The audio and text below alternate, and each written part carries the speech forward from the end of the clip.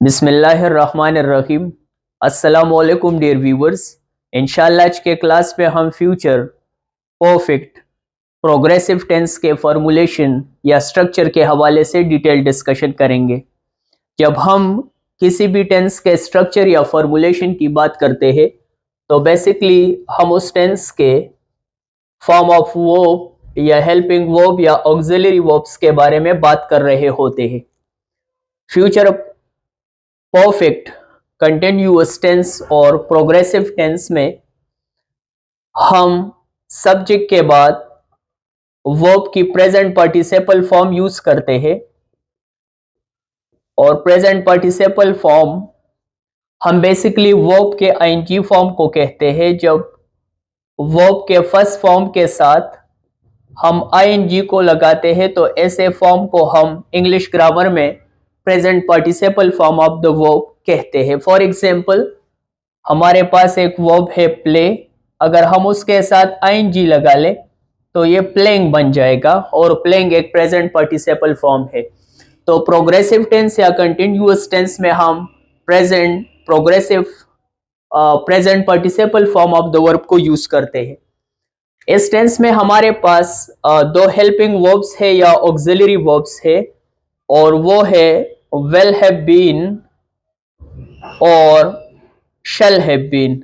तो हम या शैल हैव बीन को इस्तेमाल करेंगे या वेल हैव बीन को इस्तेमाल करेंगे और उसके बाद हम वर्ब की आईएनजी फॉर्म को यूज करेंगे।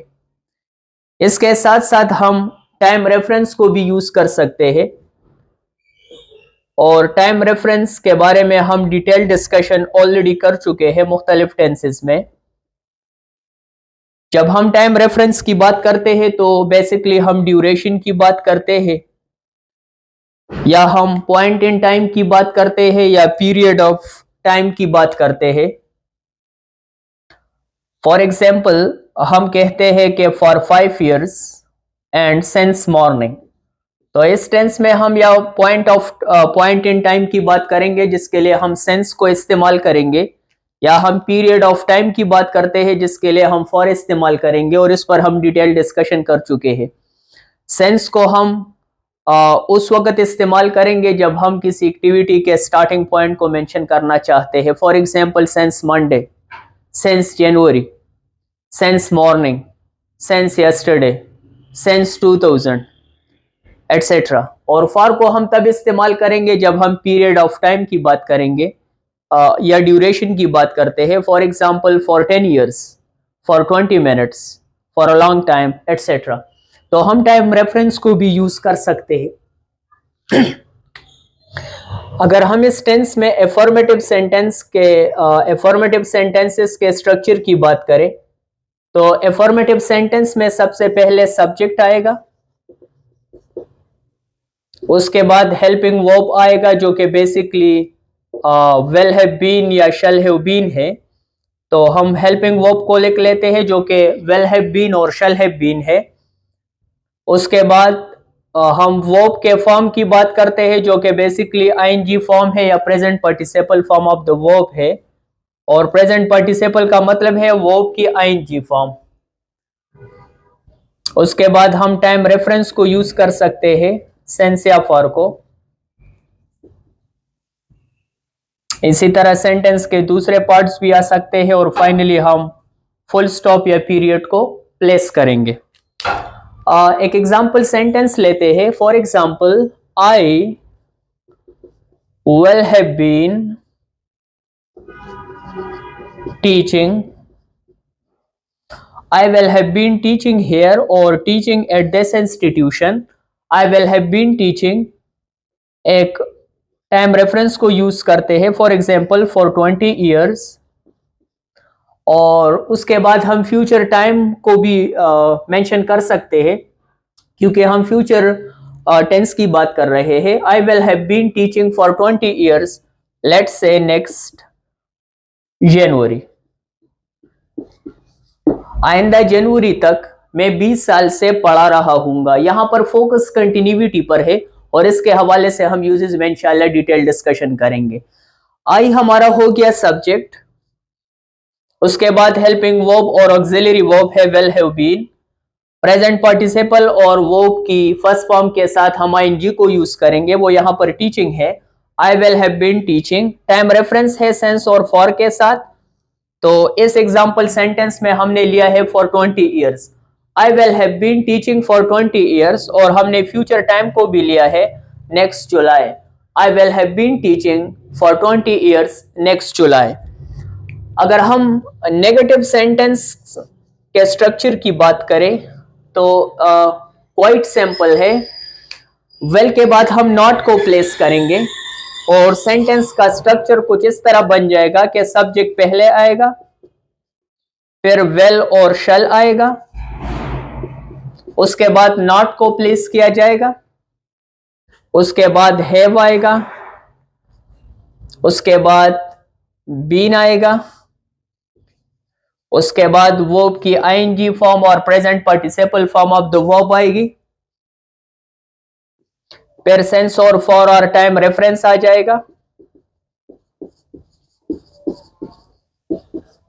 और उसके बाद फ्यूचर का कोई टाइम रेफरेंस हम ऐड कर सकते हैं, जिस तरह नेक्स्ट जुलाई और next January.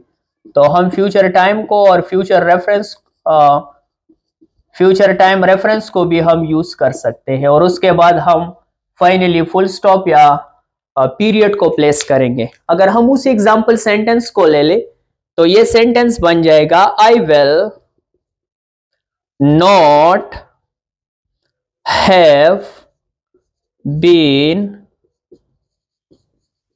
Teaching for 20 years next July. आइंदा जुलाई तक मैं 20 साल से नहीं पढ़ा रहा हूंगा। तो ये हमारा हो गया नेगेटिव सेंटेंस का स्ट्रक्चर।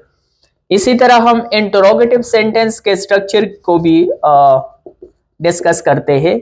ऐसे सेंटेंसेस में जिस तरह हम दूसरे टेंसेस में डिस्कस कर चुके हैं, हेल्पिंग वर्ब और ऑक्सिलरी वर्ब को पहले प्लेस किया जाता है, तो यहां पर या शल आएगा या विल आएगा, उसके बाद सब्जेक्ट आएगा, उसके बाद हैव बीन आएगा, उसके बाद present participle form of the verb आएगा, उसके बाद टाइम रेफरेंस आएगा सेंस और फॉर के साथ,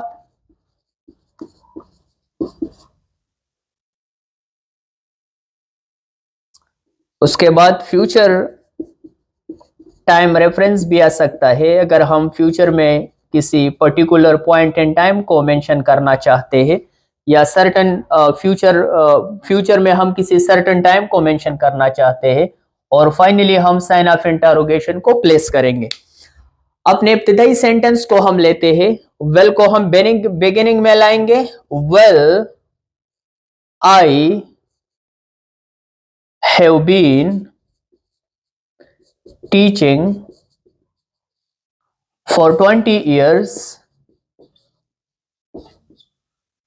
नेक्स्ट जुलाई, और फाइनली हम साइन ऑफ इंटरोगेशन को प्लेस करेंगे। फॉर्मूले को अगर हम देख ले तो पहले हमारे पास वेल और शल आया है, उसके बाद सब्जेक्ट आया है, उसके बाद हैव बीन आया है, फिर टीचिंग आया है जो कि present participle form of the verb है, फिर फॉर 20 years टाइम रेफरेंस आया है, और फिर फ्यूचर टाइम रेफरेंस आया है नेक्स्ट जुलाई। तो इंटरोगेटिव सेंटेंस में हेल्पिंग वर्ब और ऑक्सिलरी वर्ब को पहले प्लेस किया जाता है। इसी तरह अगर हम नेगेटिव इंटरोगेटिव स्ट्रक्चर की बात करें, ऐसे सेंटेंसेस जिसमें नेगेटिव सेंस भी हो और इंटरोगेटिव सेंस भी हो, ऐसे सेंटेंसेस को हम नेगेटिव इंटरोगेटिव सेंटेंसेस कहते हैं। तो ऐसे सेंटेंसेस का स्ट्रक्चर भी काफी सिंपल है। अगर हम इस सेंटेंस को ले लें इंटरोगेटिव सेंटेंस को, तो हम सब्जेक्ट के पास सिंपली नॉट को प्लेस करेंगे, well I not have been teaching for 20 years next July. फॉर्मूले की शक्ल में हम इसको इस तरह लिखेंगे कि पहले शल और वेल आएगा जिस तरह इंटरोगेटिव सेंटेंस में है, उसके बाद सब्जेक्ट आएगा, सब्जेक्ट के बाद हम नॉट को प्लेस करेंगे, फिर हैव बीन आएगा, फिर वर्ब की प्रेजेंट पार्टिसिपल फॉर्म और आईएनजी फॉर्म आएगी, उसके बाद टाइम रेफरेंस आएगा और सेंस और फॉर के एक्सप्रेशन आएंगे, उसके बाद हम फ्यूचर टाइम रेफरेंस को ऐड करेंगे और फाइनली चूंकि ये एक इंटरोगेटिव सेंटेंस की एक काइंड है, इसी वजह से फाइनली हम साइन ऑफ इंटरोगेशन को प्लेस करेंगे। इसी सेंटेंस को ले लेते हैं तो ये सेंटेंस बन जाएगा well I not have been teaching for 20 years next July और फाइनली हम साइन ऑफ इंटरोगेशन को प्लेस करेंगे।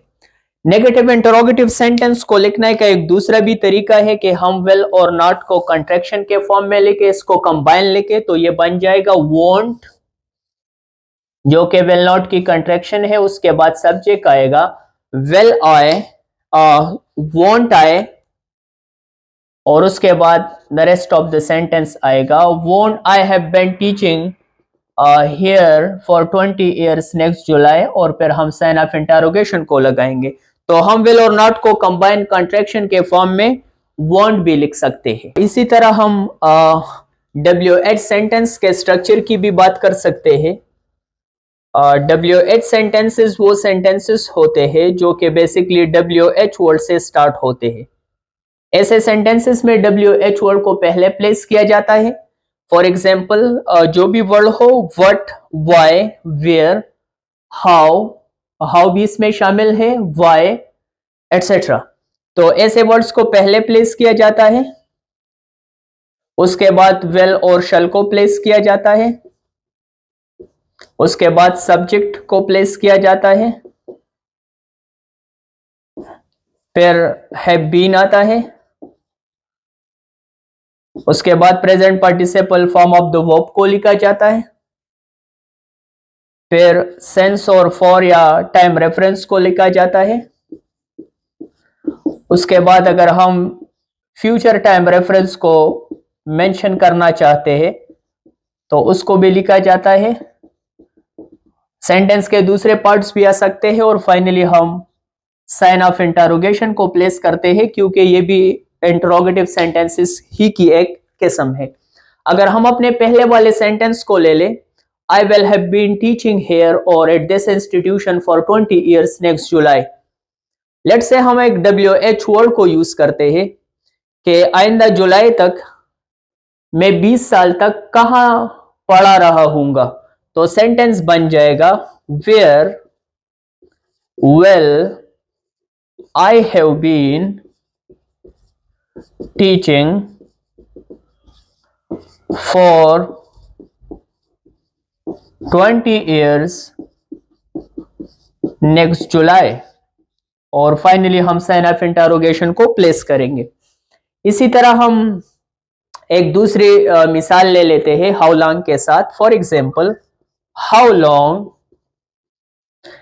कितने अरसे तक, हाउ लॉन्ग, उसके बाद विल आएगा हाउ लॉन्ग विल,